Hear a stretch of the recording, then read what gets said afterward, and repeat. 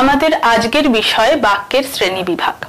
তার আগে আমাদের জেনে নিতে হবে বাক্য বলতে আমরা কি বুঝি এবং বাক্য কিভাবে তৈরি হয়।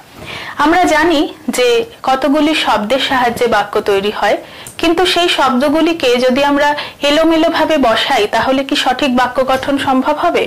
হবে না।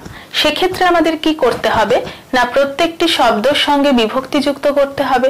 বিভক্তিযুক্ত শব্দ পরিচিত হয় পদ নামে এবং সেই পদগুলোকে আমরা অর্থপূর্ণভাবে একের পর এক সাজিয়ে সেটাকে দিয়ে একটা বাক্য তৈরি করতে পারি।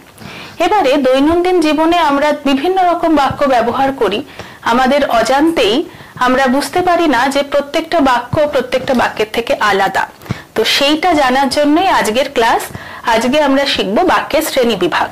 তো এক্ষেত্রে সাধারণভাবে বাক্যকে, রোজকার জীবনে ব্যবহৃত বাক্যকে তিনটে ভাগে ভাগ করা যায়: সরল বাক্য, যৌগিক বাক্য এবং জটিল বাক্য।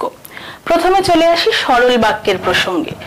সরল বাক্য কাকে বলে না, আমাদের মাথায় রাখতে হবে সরল বাক্যে কর্তা বা উদ্দেশ্য থাকবে একটি, অর্থাৎ যাকে নিয়ে আমরা কথা বলবো সেটা একজনই ব্যক্তি থাকবে, আর তার সঙ্গে সমাপিকা ক্রিয়াও থাকবে একটি। একটা সমাপিকা ক্রিয়া এবং একটা কর্তা যুক্ত হয়ে যে বাক্য তৈরি হয় সেগুলোকে আমরা বলবো সরল বাক্য। যেমন উদাহরণ হিসেবে আমি বলতে পারি যে আমি ভাত খাবো, এক্ষেত্রে আমি হচ্ছে কর্তা বা উদ্দেশ্য এবং ভাত খাবো এই বিধেয় অংশটি হচ্ছে সমাপিকা ক্রিয়া। আমরা দেখলাম তাহলে এই বাক্যটিতে একটাই কর্তা এবং একটাই সমাপিকা ক্রিয়া, তাহলে সরল বাক্যের যে শর্ত সেটা এই বাক্য পূরণ করেছে, অর্থাৎ এই বাক্যটিকে আমরা বলতে পারি সরল বাক্য। দ্বিতীয় নম্বরে আসছে যৌগিক বাক্য। যৌগিক শব্দটির মানে হলো একসঙ্গে বা জোড়া, দুটো জিনিসকে একসঙ্গে থাকলে আমরা সেটাকে যৌগিক বলতে পারি। তো এক্ষেত্রে যৌগিক বাক্যের গঠন কিরকম হবে? দুভাবে হতে পারে।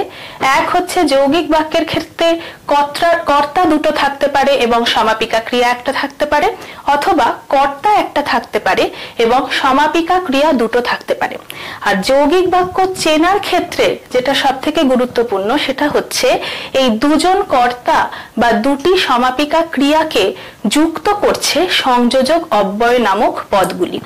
কোন পদগুলিকে আমরা সংযোজক অব্যয় পদ বলবো না? ও, এবং, কিন্তু, অথবা, বা, কিংবা এই ধরনের পদগুলোকে আমরা সংযোজক অব্যয় পদ বলবো, যে পদগুলোর আলাদা করে কোনো অর্থ হয় না, কিন্তু বাক্যের সঙ্গে ব্যবহৃত হলে এরা একটা আলাদা অর্থপূর্ণ পদে পরিণত হয়।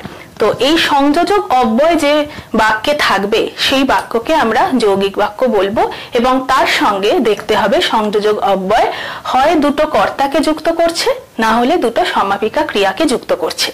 উদাহরণ হিসেবে আমরা বলতে পারি আমি বাড়ি যাব এবং ভাত খাবো। এক্ষেত্রে দেখো দুটো সরল বাক্য আমরা পাচ্ছি, একটা হচ্ছে আমি বাড়ি যাব আর একটা হচ্ছে আমি ভাত খাবো।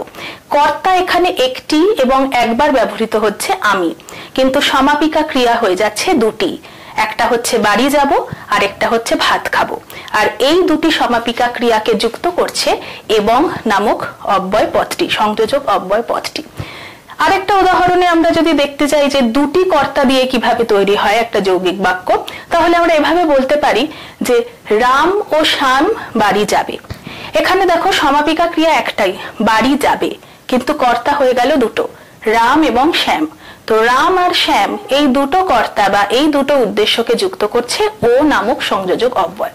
তাহলে আমরা যৌগিক বাক্য কোনগুলোকে বলবো না, যে বাক্যে একটা কর্তা দুটো সমাপিকা ক্রিয়া অথবা দুটো কর্তা একটা সমাপিকা ক্রিয়া এবং তার সঙ্গে সংযোজক অব্যয় থাকবে, সেই বাক্যগুলোকে আমরা বলবো যৌগিক বাক্য। নেক্সট চলে আসছি জটিল বাক্য। জটিল বাক্য তার নামের মতোই জটিল, একটু ঘুরিয়ে বলতে হয় এবং বুঝতে হয়। যেমন একই উদাহরণ আমরা যদি দেখতে চাই, সরল বাক্য, জটিল বাক্য এবং যৌগিক বাক্যর মধ্যে তফাৎ, তাহলে জটিল বাক্যে আমরা কিছু শব্দ জোড় ইউজ করছি, যৌগিক বাক্যে আমরা ইউজ করছি সংযোজক অব্যয় এবং সেখানে দুটো সরল বাক্যকে বা দুটো কর্তাকে সংযোজক অব্যয় যুক্ত করছে। জটিল বাক্যে কিন্তু দুটো সরল বাক্যকে যুক্ত করছে শব্দ জোড়। শব্দ জোড় কোনগুলো না, যখন তখন, যদি তবে, যেখানে সেখানে, এই ধরনের পদগুলো একা একা সাধারণত ব্যবহৃত হয় না, যে সেন্টেন্সে ব্যবহৃত হয় সেখানে তারা দুজনেই থাকবে, এই কারণে এগুলোকে বলা হয় শব্দজোড়। তো এই শব্দজোড় সংক্রান্ত যে বাক্যগুলো দুটো সরল বাক্যের মিশ্রণে গঠিত হচ্ছে তাকে আমরা বলবো জটিল বাক্য। যেমন উদাহরণস্বরূপ আমি বলতে পারি, যখন আমি বাড়ি যাব তখন ভাত খাবো। এখানে যখন আর তখন একসাথে ইউজ হচ্ছে, সরল বাক্য দুটো, বাড়ি যাব এবং ভাত খাবো, কর্তা একটা, আমি। এই দুটো সরল বাক্যকে যুক্ত করছে সংযোজক অব্যয়ের পরিবর্তে শব্দজোড়। সেই শব্দজোড়টা হচ্ছে যখন এবং তখন। আরো উদাহরণ দেওয়া যায়, যেমন যদি মেঘ হয় তবে বৃষ্টি পড়বে। তো এখানে যদি এবং তবে এই দুটো শব্দজোড় হিসেবে কাজ করছে এবং মেঘ হয় একটা সরল বাক্য, বৃষ্টি পড়বে আরেকটা সরল বাক্য।